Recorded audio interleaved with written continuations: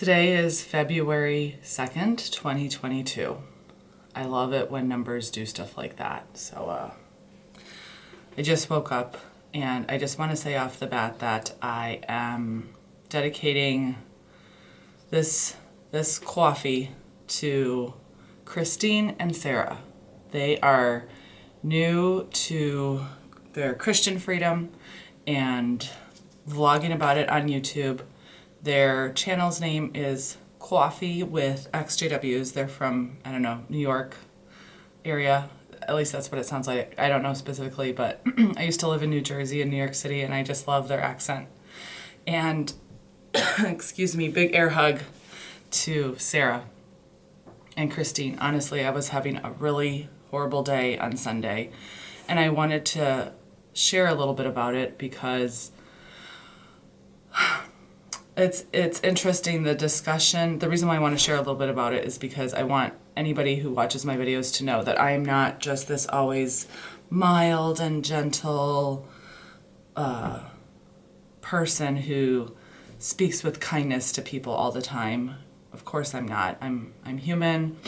Excuse me. And sometimes I have low frequency outbursts. And that made me think of how something that's been discussed the last couple weeks is protecting the brand. Whether it's your Instagram brand of yourself or on a very larger scale, jw.org, they're all about protecting their image. That's why they have so many problems when it comes to things like reversing their blood policy. Imagine if they came out and said, your body, your choice, you're autonomous with your doctor, it's none of our business. If they did that, they would be sued out of their pants from families from years going back who've lost family members because of that policy. So I'm just projecting that that's why they don't and they can't. Or their image about how they care about children and protect children in the congregations when it is well documented that they don't because of their two-witness rule, which they stubbornly, hard, stiff-necked. It makes me think of Pharaoh. Pharaoh had 10 chances to let God's people go. And he wouldn't. He went to his death. And actually, as I think about that right now, Watchtower is going to fight till their death. And there is going to be... I have to blow my nose. Hang on. There is going to be those hardcore members who go to their grave. Despite seeing so much evidence, they're going to go to their grave. And I guess the reason why I'm saying that is because I'm seeing it in action right now. You would think that when a family member is transitioning, they're dying, that you could put that stuff aside and be there for your sister. I'm not talking about myself, I'm talking about my mother. And that segues into what happened on Sunday. First of all, the last video I made, thank you all so much. Those of you who I don't know personally, thank you so much for taking the time to leave to leave those beautiful those beautiful messages. They've brought my mom and I so much comfort, and just rereading through them, thank you. I feel supported. I feel prayer working in my life right now. I'm quite a insomniac, and the last few nights I have been sleeping so well. Just waking up feeling like I'm receiving a hug from God. It's really beautiful in this difficult time. So I thank everybody for private messages, for comments on my video, and it means so much. And I'm sure that when I have sad days in the future, I'll be able to go back and look at those comments. So thank you. On Sunday, the day was going okay, all things considered. But then I just got really angry when I thought about how some family members who are Jehovah's Witnesses are not being supportive or being there at all for my mom. And I called this family member to just let them know the situation with our family, that my dad's in hospice, and it's, hour by hour, day by day right now. And I would want to know, like, if her husband or, one of my cousins, like, if something happened, so I could be there for them. And I reached out, no response. I wasn't surprised that there wasn't any response to me, but there was a very brief, we read into things, especially when it's texting. So I read into it. So I do want to remind myself to give people the benefit of the doubt, especially people who are plugged into a cult groupthink. They don't have the full capacity of their mind. Which made me think of that scripture, what is it, the Shema in Deuteronomy 6, 4-6, which is like a scripture that I think about a lot lately. And the Lord our God, the Lord is one. Love the Lord your God with all your heart and with all your soul and with all of your strength. And I believe in some translations, or maybe it's in the New Testament, like love God with your whole mind. And that's what's so sad about what cults do to people, is they take their brain away. And so when you are actually serving God in that groupthink setting, how does God even feel about your service? Number one, you're worshiping an idol. You don't know it, but you are. And number two, you're not even able to worship God with your whole mind because you don't even have your whole mind. So that was another little segue. And thank you for the person who commented on my last video that you don't mind when I do that. I'm trying not to, but one thing at a time. So I had this Peter chops off the ear moment on Sunday. I just felt like a bulldog, very protective of my mom, and I went off on my brother, who is an elder with Jehovah's Witnesses. And I'm like, this shunning is bleep, bleep, bleep. And I'm like, can't we just be normal during this time? And I'm not going to share much more of that conversation because I'm trying to be respectful to my brother because he is grieving also. And so I would greatly appreciate prayers for my brother.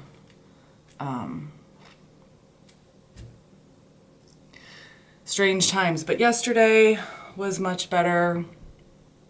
Got to spend some really good quality time with my parents. And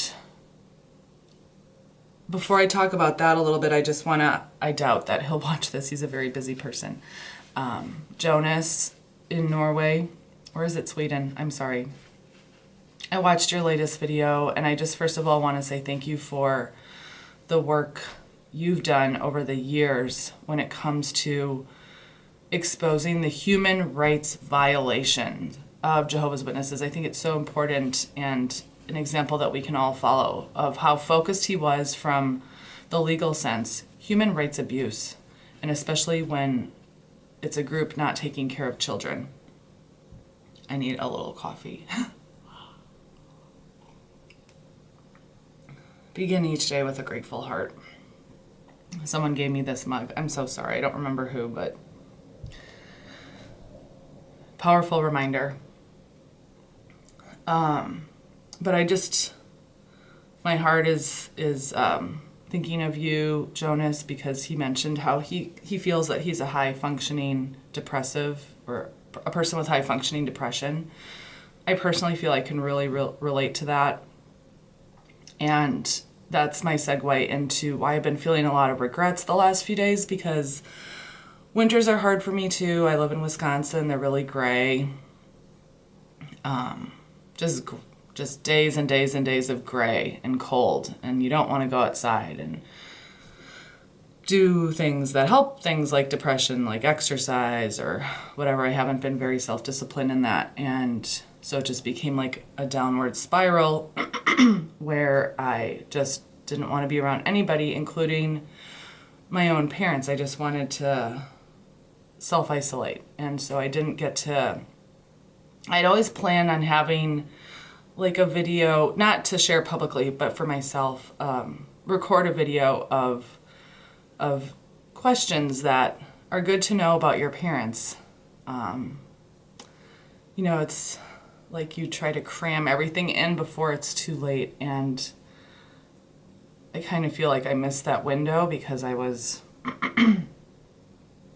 self-isolating, and so I went over there yesterday, and it's difficult for my dad to speak. It takes a lot of energy. But we were able to have a pretty good conversation. I tried to keep the questions simple so he didn't have to use a lot of words to answer questions like, well, I'll just share them with you. And I highly recommend, if your parents are still alive, do this while everybody's still healthy, because you never know what can happen day by day. Certainly the last 2 years have taught us all that. And so there's, you can go online. I mean, you can go to a bookstore, go to Amazon or whatever. And there's one book I saw there on Amazon, like 300 questions to ask your parents before they die, or a friend or whoever, a family member. But the chaplain visited my dad when they were at the hospital, and he had mentioned that he enjoyed the visit. So then I went online and I started researching, like, what is the job, like, what is a chaplain? I had a basic idea, of course, but I associated it more with a specific religion or denomination. And that's really not their job. Their number one job is to be neutral and to build trust, and they're actually trained in how to do that. And it obviously made an impression on my dad, because he had asked, like, that he would like to see him again, this specific chaplain. And there was some good questions on a website that chaplains ask people, so I kind of just copied those down and added a few of my own. So I thought I'd share them. Maybe this would give someone watching this an idea to do with your own family, or maybe, I don't know, if you are still physically in, maybe mentally out, or maybe mentally in. I don't know how you chanced upon this video, but maybe, and you can discreetly record on your phone and they won't know you're recording. You can have this sort of conversation with your family member before you decide to fade or maybe disassociate yourself, because you'll still have that memory and know these things about that family member. Because frankly, when you leave a high control cult, religion, or corporation like Jehovah's Witnesses, it is like a death, even though everybody's still walking around alive. So that's just a thought. Here's some of the questions. What's the funniest thing that ever happened to you? What do you wish you could tell your younger self? What were you most wrong about? Who's the oldest relative you remember? Who was your favorite relative? What were your college days like? What was your very first job? What was your least favorite job? What was your favorite job? When you look back at your career, what are you most proud of? What's the most important thing your parents ever taught you? What was your greatest adventure? Who are the people in your life that are most important to you? What are you most proud of? I wrote this one. Do you have a sense of peace with whatever you call God? What's your favorite childhood memory? What's your strongest memory from your wedding day? What's your most romantic memory? What's your favorite food, favorite beverage? My dad's favorite food is pizza and bratwurst. Favorite book, favorite movie, favorite show, favorite elder, haha, I didn't ask him that. Favorite animal, what was your first kiss? I asked him that. He never answered. He was having to think too long. Couple other questions that I wrote down. Do you feel loved? Because I just want my dad to know that he is loved. You're loved, Dad, if you watch this. Do you know people love you? One of the questions I did ask my dad was, are you ever angry at Watchtower? Because I thought I had moved through that phase of the grieving process, but sometimes little pockets of it appear and you didn't know they were there. Because I'm angry that Watchtower is taking what could be like a very holistic grieving process with my family, and it is fractured, it's awkward, it's uncomfortable, but it is what it is. And so spending my energy on anger right now is not what I want to do. But I asked my dad that, and I thought he would have said no, because my dad is the most humble, quiet, reserved, private person I have ever known. And he said, yeah, that he's been angry at Watchtower. He shared a specific memory. Oh, I remember. And I guess I take after my dad in this way, and I'm proud of that. Years and years and years and years ago, before I was born, there was a funeral, and a disfellowshipped person was at the funeral and was being shunned, and he did not shun this person. And then the elders afterwards came to the house and counseled him on how he was not showing exemplary conduct because he didn't shun this, I guess they were like considered apostate people at this funeral. And he was angry at the inhumanity that was shown to those people and also to him. The first question I asked my dad last night was, describe Mom. And I thought he was going to say things like, because I'll describe my mom right now. She's super extroverted, very gregarious. She loves people. I mean, you take a walk with my mom and it'll take 3 times as long as you planned on it taking, because she makes friends with everybody along the way. That's why she was so good at pioneering, because she really loved just talking to people. And she had a lot of Bible studies because she loved spending time with people. And how else would I describe my mom? Maybe sometimes short-tempered. She's a hard worker at home. She kept a clean house, she does a good job she's doing a great job taking care of my dad right now. She's being very, very strong. And so I asked my dad, describe Mom, and he took a long pause, and I thought he was just going to use adjectives, because I said, Dad, you don't have to use a lot of words, like one-word adjectives to describe Mom. And his response, the first thing he said was, I'm proud of her for waking up. I never thought I would see the day. So that was confirmation, because their conversations these last couple years have been, again, it goes back to having full control over your own mind, not the groupthink of what governing body puppeteers tell you to believe and think, to actually have the permission to have your own thoughts. And so my dad is proud of my mom for that. Another question I asked my dad was what he thought of my activism, if he wished I hadn't gone public on YouTube. And basically his response was, no, because he said, why would you ask that? What's wrong with your activism? And I said, because it fractured our family.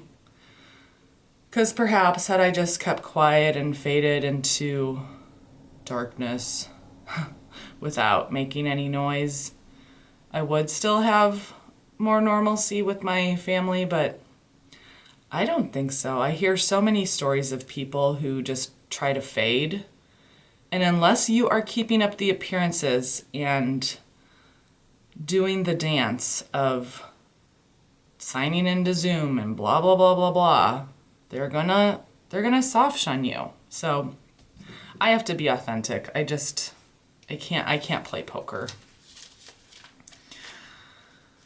I think I want to end this video with two scriptures because they've brought me comfort the last few days. Because sometimes when I'm reading the Bible, I'm like, especially Jesus words, I'm like, Jesus, you're like saying it this way and this way. And I don't know how to, like, which way am I supposed to choose in this situation? And I think that's where it's important to pause and pray for wisdom.